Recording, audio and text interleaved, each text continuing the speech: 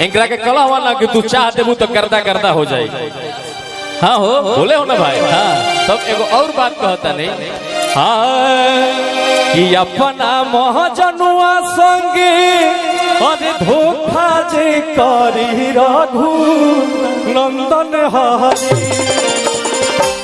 सपना जी तोहरा खातिर बा स्पेशल, आप गाना करती हमारे साथ कि अरे लड़की तो चाहे कमरिया के पातर, लड़की तो चाहे अरे कि ना ढेर मोटाया ना ढेर चाकर, लड़की तो चाहे कमरिया के पातर। एक से एक गाना सब हमारा साथे करत ताड़ी आ जाके जब मंच पे आवत ताड़ी त राजा भैया के जाके साथे सट जाताड़ी, तब इनका खातिर कहता नहीं।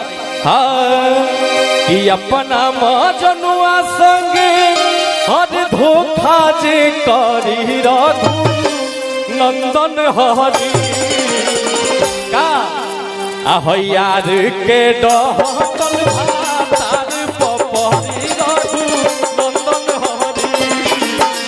यार के डहकल भातार पपरी रघु नंदन हरी। भैया भैया भैया भैया यार के ढकल भतार पर काहे पड़ी हो? ऐसे पड़ी कि हमरा साथे मतलब तनी ज्यादा रहली नु। अच्छा ई तार मेहरारू है ओही टाइप के बाड़ी। अच्छा अरे इनकर का आराम हो भैया, आराम से रह लो। सुना हाँ सपना जी के कई करतूत अगर हम बता दे तो मुझे तनी गर्दा गर्दा सही में हो जाए। का बताओ जैसे? अच्छा हम का लगब इनकर बताओ। तू भसुर लगवा भाई, भसुर लगेगो यार, ये तो सिंपल चीज है ना। आप हमारी वाइफ हैं, आप इधर। अरे नहीं क्या सुना ना, नहीं क्या हो? अरे ई अपना दीदिया से कहत रही तले हम सुन लेनी का कहत रही कि शादी के रतिया भइल भारी कसुरवा रे दीदिया, कि शादी के रतिया भइल भारी कसुरवा रे आहई मरद समझ के सुतनी भैया, आहई मरद समझ के सुतनी रहे भसुरवा रे।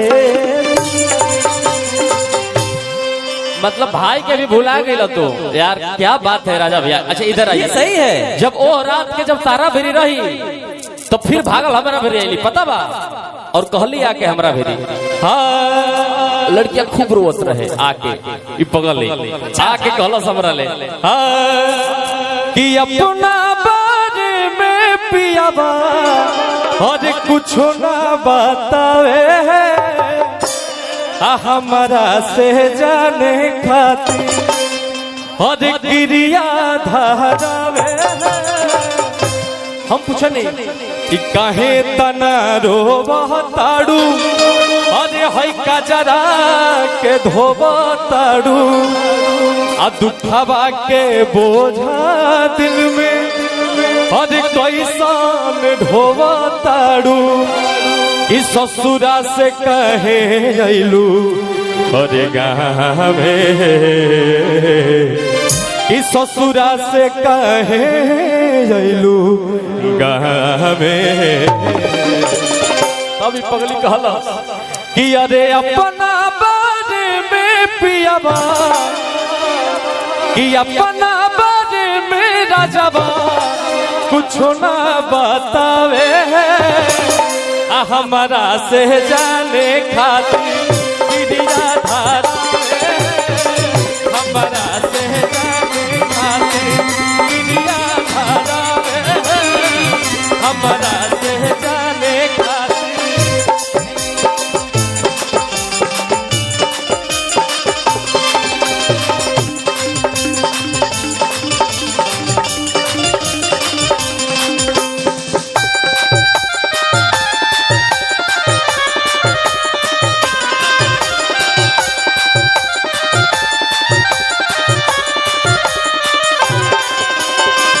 हमारा से जाने खातिर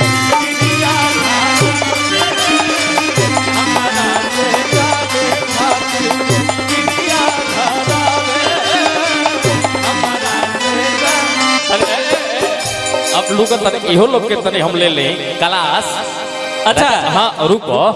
हाँ मैंने अरे की झूठ होई जिंदगी के हो जाए साजा, हम मिली न कबो कुमार वाला माजा।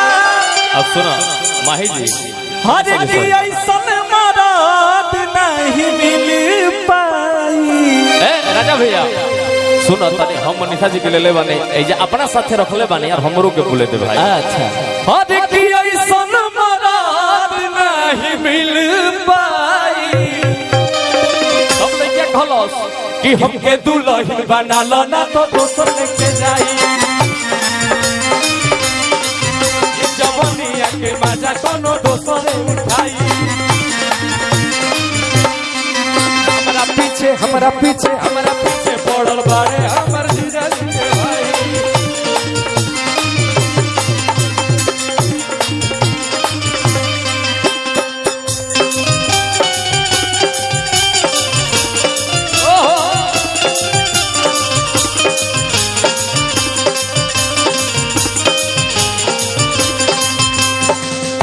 बना लो ना तो दोसर लेके जाई।